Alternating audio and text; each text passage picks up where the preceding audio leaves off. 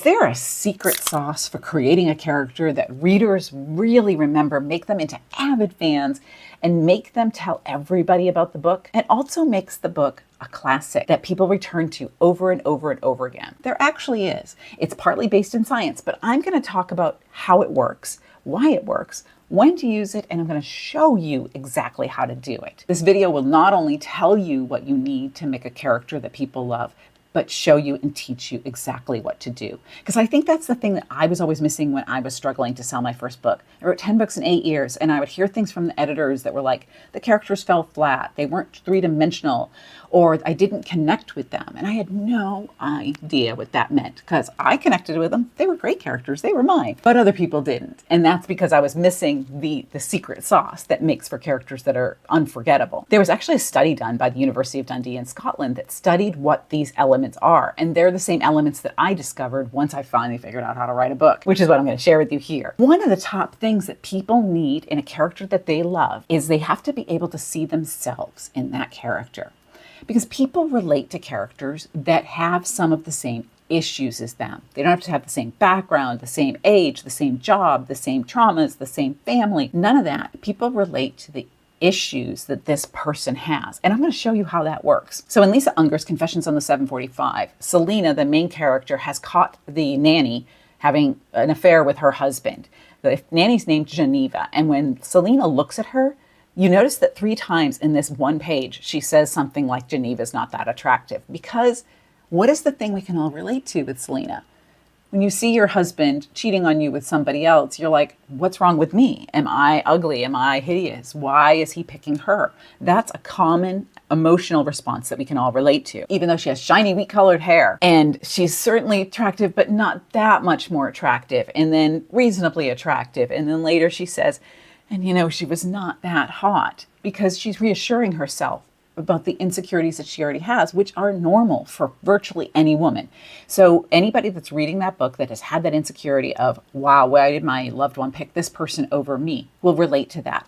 They won't necessarily relate to Selena's job or the whole suspense plot that takes place in Confessions on the 745, but they will see themselves in this. Let me give you another example. In The Secret Ingredient for Happy Marriage, which is one of my books, Nora and Ben, the main characters, are losing their house. It's going to be foreclosed on. And so that's going to be go up from auction, and they're going to lose everything. Not all of us have had that experience. Not all of us have gone through a foreclosure, but we can relate to what Nora feels. So she looks at her house and she realizes that some other family would stand there, put up a hand, and then be in that place where her kids left fingerprints and marks on the wall and all of these things. So what she's feeling there, what a reader can relate to, is loss. Loss of the dream that she had, loss of the home that she had. And we can all relate to loss. So people are going to read Nora, and even if they've never been through a foreclosure, they're going to relate to that loss feeling. So they're going to understand themselves and see themselves in her. That's the top thing, because we have to be able to connect. The second thing is that we have to understand and care about others.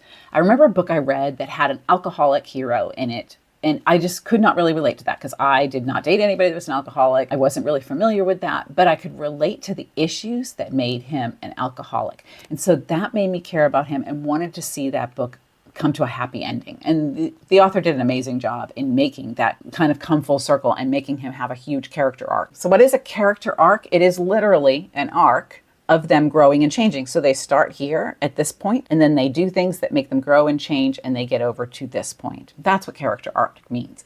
It's all of the things that change them and help them deal with the traumas, anxieties, insecurities, and fears inside of them. So when we read about these characters that come from different backgrounds, different histories, and have different things going on in their lives than we do, we have a kind of a peek and a window inside them to understand what other people that are going through that are suffering with or dealing with. Just like Selena in Confessions on the 745, we can see she's angry, hurt, betrayed.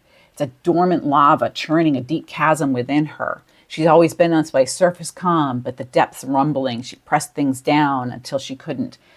Even if you're not somebody that's like that, you can understand a friend who is when you read about a character like Selena. With Nora, she is like a neat freak because this is what gives her order and control. So when she's working in the bakery, she's making sure that buttercream is perfect because that is how she keeps control, even though everything else around her is falling apart. And she realizes that she's one of these other women who have been homeless, broke, and lost. Now, you as the reader may never have been homeless, broke, or lost. You may not be able to relate to that experience, but you can relate to somebody who has gone through it by connecting with this character. So what does this mean for your book? What do you do with that information? You create a character who has common emotions, common things that they're going through: loss, anxiety, insecurity. People all relate to that. We all have a need for home, for love, for security, for safety. There's a hierarchy of needs with Maslow. It's a whole scientific thing. Those things we can all relate to. And that's the kind of thing that you hone in on because that's what connects with the reader. Harry Potter, people related to him feeling like he didn't fit in. Anybody who's ever been bullied in 11th grade or 6th grade relates to that feeling. Winnie the Pooh, he has friends who need him, and he's always looking for his most beloved Christopher Robin, and he's kind of the one that everybody turns to, Eeyore and Piglet and everything when they're in trouble. He's sort of that grounded person who also has needs of his own. We can all relate to that. Scrooge, I can relate to that because there's times when I don't want anybody to bother me.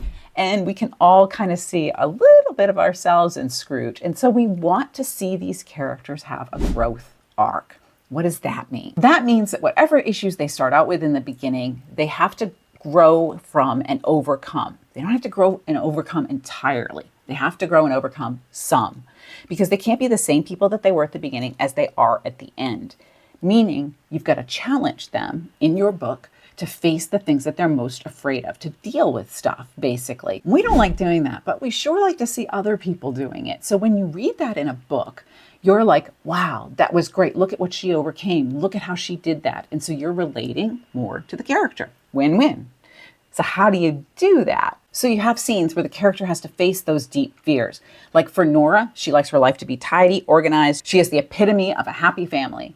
And so what I do to her, I took it all away. She had her identity, her house, everything came away. And then her kids kind of fell apart. So her being the perfect mom, that was kind of thrown on its head.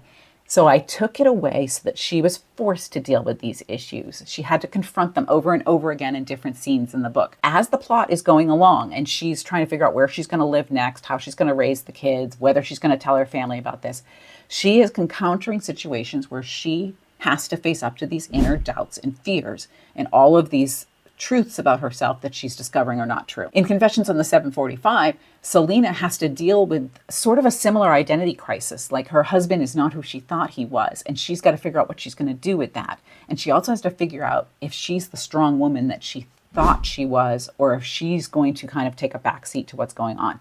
So she's got to confront all of those things. She's got to make a lot of hard decisions in this book. Now, it's a suspense novel, so there's other things going on and other things that come and show up in her life. But all throughout it, she's trying to understand what she's going to do and who she really is. And that's the character growth. So when you read a book, I want you to look and see where are these moments where the character is faced with a decision. And is it something that awakens those deep fears, insecurities, anxieties, traumas inside them? Because it should be. We want to see them face their fears, sometimes fail, and sometimes overcome. Because we all know nobody learns from complete success, but people do learn from failure. So your character should definitely fail some of these times and then begin to grow and change and learn how to adapt or become the people that they were meant to be. That's the growth arc. You can absolutely see that growth arc in Scrooge. It's very clear because they've got the ghost of Christmas past and present and future, and you can see all of those things happening very clearly in Dickens' classic. And that's why it's a classic, because we can all see his growth arc as he meets these different ghosts and confronts his life and confronts his life decisions. So look at the arc of Scrooge and use that in your own book. You don't have to have somebody that hates Christmas, but you do have to have somebody that grows and changes. In the books that you read, I want you to look at the end and I want you to see where the character finally has that realization where it's all like a light bulb moment and they get. In The Secret Ingredient for Happy Marriage, she realizes that all of her being neat and tidy and perfect buttercream was filling her gaps in her life, the things that she didn't want to confront with lists and organizing, all the things that she had not dealt with. So she finally admits to her husband what has been going on inside of her. And once you do that, as we all know, it's called growth, And then you can go on and have the happy life that you were always deserving. Same thing for Selena, although hers is a little bit darker because it is a suspense. But she has a moment where she realizes that she's dealing with this massive rage inside of her. All of that stuff that she talked about pressing down, pushing away earlier in the book is now becoming a volcanic rage. And when Selena finally opens up and deals with the emotions that she has just been tucking away, that's when she can find closure in this book. It's not a romance, so it's not a happy ending necessarily, but it is a very satisfying ending. And because Lisa Unger does a great job of showing Selena's growth throughout. You want to have these moments of failure in your book, but you also want to have what I call glimmer moments. I did a short on this a long time ago, but it's kind of moments of hope that the character can grow and change. They don't have to be perfect. They don't have to have it all together at the end, because none of us do, but they do have to have some change in their lives. It's not about the car chases, people. It's about the emotions. This is all part of the internal plot, which is the emotional plot. And I have a series of 3 videos on this, and I would start here with this one because it will tell you exactly what the internal plot is and how to develop that emotional side of the character. Because people connect with emotions, they connect with commonality, and they connect with characters they care about. So watch that video and learn how to put those in your book too.